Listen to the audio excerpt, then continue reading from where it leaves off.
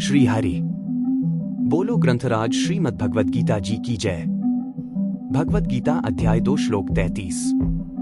अथ चेत्त्वमिमं धर्मे संग्रामं न करिष्यसि ततः स्वधर्म कीर्ति च हित्वा पापं वाप्स्यसि। परंतु यदि तुम इस धर्म युद्ध को लड़ने से इनकार करोगे तब तुम अपने स्वधर्म और कीर्ति को त्यागने के कारण पाप करोगे। यदि तुम अपने हितों तथा सच्चे आनंद के आंतरिक राज्य को भयभीत करते शत्रुओं से युद्ध करके उन पर विजय प्राप्त करने के अवसर को स्वीकार नहीं करते हो तो तुमने अपने धर्म संगत कर्तव्य से मुंह मोड़ लिया होगा और अपने सच्चे स्वरूप की प्रतिष्ठा को मिट्टी में मिला दिया होगा, जो उस दिव्य प्रतिबिंब के विरुद्ध एक पाप है जिसमें तुम बने हो। गीता का सौंदर्य इसकी शिक्षाओं की सार्वभौमिकता में है जो जीवन के सभी चरणों में लागू होती है।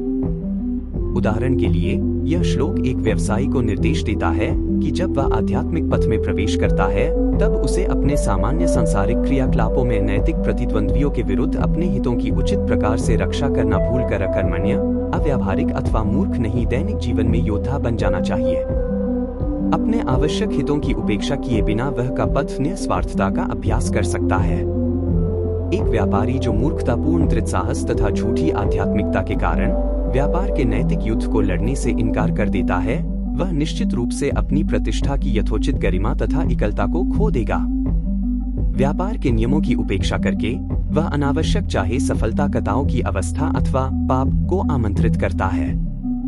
और नहीं एक व्यापारी को पीटर को लूटकर पॉल को भुगतान करना चाहिए, अर्थात बेईमानी से धन कमाकर परोपकारी प्रयोजनों के लिए उसका उपयोग नहीं करना चाहिए। व्यक्ति को ईमानदारी से अपनी जीविका अर्जित करनी चाहिए और उसे पंगु बनाने का प्रयास करने वाली सभी प्रकार की चालाकीपूर्ण व्यापारिक प्रतिद्वंद्विता से लड़ना चाहिए। दूसरों को अपने अधिकारों को पददलित करने की अनुमति दिए बिना अपनी संपत्तियों के प्रति निस्वार्थ तथा अनासक्त रहना संभव है।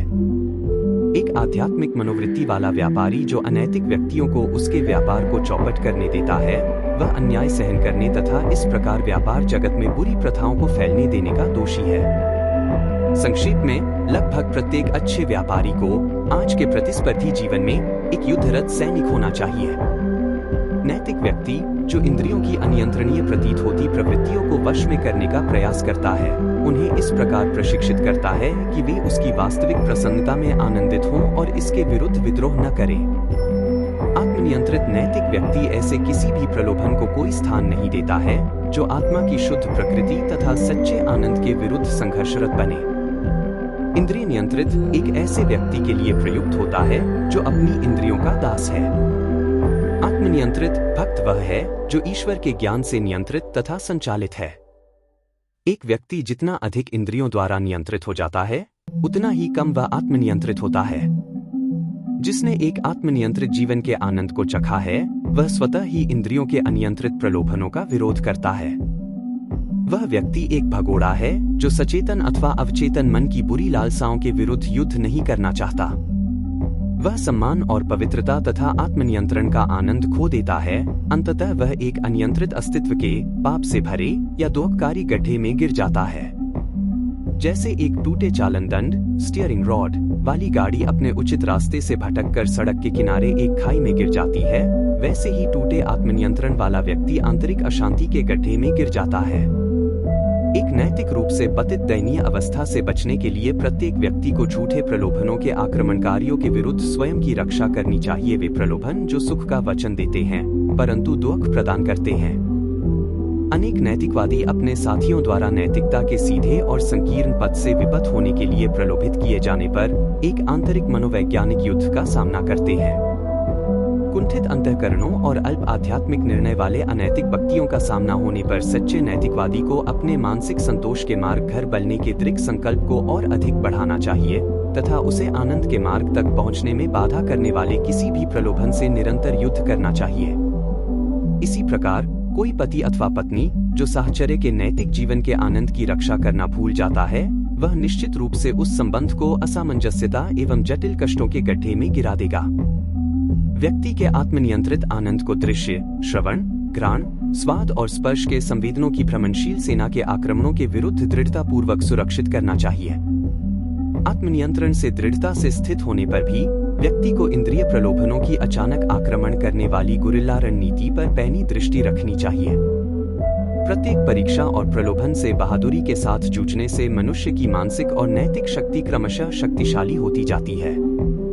जीवन का नियम मनुष्य को उसकी ईश्वर प्रदत्त इच्छा शक्ति एवं आत्मा के अमर गुणों में प्रतिरोध की शक्ति प्रदान करता है। यह उसका कर्तव्य है कि वह इस छिपी शक्ति, इस दिव्य विरासत को प्रकट करे और स्वयं को एक योग्य ईश्वर पुत्र सिद्ध करे। और यह मनुष्य की आत्मा की उन्नति के विरुद्ध एक पाप है कि वह किसी भी प्रकार की परीक्षा द्वारा ललकारे जाने पर अपनी इच्छा शक्ति एवं आत्मनियंत्रण के शस्त्र त्याग दे और पराजय स्वीकार कर ले। प्रत्येक आध्यात्मिक भक्त जो नियमित रूप से गहन ध्यान करता है, यह अनुभव करता है कि वह शांति के राज्य का सम्राट है, जिसे उसने स्वयं चंचलता की सेनाओं से युद्ध करके जीता है। परंतु साम्राज्य को पूर्ण रूप से सुरक्षित करने से पहले एक अनुभवी योद्धा भी पाएगा कि वह अनेक प्रकार के बाह्य और आंतरिक प्रभावों से घिरा है, जो इस अद्भुत साम्राज्य को हड़पने का प्रयास करते हैं। ऐसे अवसरों पर आध्यात्मिक विजेता को साहसपूर्वक आगे बढ़ना चाहिए। कोई भी भक्त जो अशांति एवं ध्यान विरोधी मनोवृत्तियों के अचानक आक्रमण करने वाले सैनिकों के साथ धर्म युद्ध करने से इनकार करता है, वह आत्मा के कठिनता से प्राप्त सम्माननीय, वंशनीय एवं अनंत आनंद को देगा। अपनी आत्मा को परमात्मा से मिलाने का प्रयास करता है, यह जान लेता है कि अब से बड़ा धर्म अथवा आत्मा का रक्षात्मक सद्गुण नित्य नवीन आनंद है। आत्मा का धर्म गहन ध्यान के निरंतर प्रयासों से प्राप्त इस वास्तविक आध्यात्मिक आनंद को अभिव्यक्त करने में निहित है। चंचलता के विरुद्ध अनेकों युद्ध लड़कर प्राप्त इस आत्मिक आनंद के उपरांत भक्त को सदा सतर्क रहना चाहिए। उसे इंद्रिय विक्षेपों के माध्यम से माया के आक्रमण के समय असावधान अथवा नकारात्मक बनकर अपने आनंद से भरे राज्य को कभी भी संकट में नहीं डालना चाहिए। जो सिद्धजन इंद्रियों पर आध्यात्मिक विजय प्राप्त करके तथा आत्मा के आनंद की अभिभूत करने वाली प्रथम अनुभूति के द्वारा अत्यधिक प्रफुल्लित हो जाते हैं, वे भूल सकते हैं कि चंचलता के सैनिक पुनः उठकर शांति के नए जीते हुए राज्य को हथिया सकते हैं। असावधानी के साथ अपनी उपलब्धियों से शिक्षित होने की अपेक्षा भक्त को अपने मन को आत्मा के अंतर्ज्ञान एवं अवर्णनीय शांति के साथ स्थायी रूप से एकरूप करने पर ध्यान केंद्रित करना चाहिए, ताकि संवेदनों अथवा अवचेतन विचारों का कोई भी आक्रमण पुनः कभी विजयी न हो पाए। एक बार जब अहम चेतना आत्म चेतना में रूपांतरित हो जाती है, इंद्रिय आक्रमण शक्तिहीन हो जाता है। जब एक बार शरीर की अह चेतना ध्यान द्वारा आत्मा की चेतना में रूपांतरित हो जाती है, तो इंद्रियों के किसी भी आक्रमण में कोई शक्ति नहीं रह जाती। तथापि जब तक उस अंतिम अवस्था को सुरक्षित रूप से प्राप्त नहीं कर लिया जाता है, तब तक भक्त को चंचलता तथा शरीर चेतना के साथ एक नैतिक युद्ध लड़ने के लिए एक सतर्क इच्छा प्रकट करके आत्मा के नित्य नवीन आनंद, ध्यान जनित परमानंद से प्रथम उत्पन्न की असुरक्षित अनुभूतियों की रक्षा अवश्य करनी चाहिए। यदि किसी भी समय वह इस कर्तव्य को त्याग कर शरीर चेतना के अधीन हो जाता है, तो वह ईश्वर के प्रतिबिंब के विरुद्ध पाप करता है, जो कि उसका सच्चा स्वरूप है। अज्ञान, माया से उत्पन्न सबसे बड़ा पाप है, क्योंकि यह दिव्य आत्मा को ढक लेता है और अथवा शरीर चेतना की सीमितता को उत्पन्न करता है, जो मनुष्य के त्रिविध दुखों शारीरिक, मानसिक और आध्यात्मिक का मूल कारण है। पाप की मजदूरी मृत्यु है।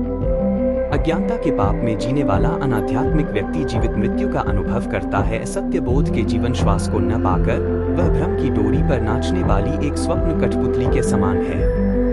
एक योगी भी अपनी आध्यात्मिक अनुभूतियों की मृत्यु पर भले ही क्षण भर के लिए हो, जब भी वह ध्यान में शरीर चेतना के आक्रमणों से युद्ध करने के अपने नैतिक कर्तव्य की उपेक्षा करता है, भ्रम में पड़ने के पाप का पारिश्रमिक पाता है।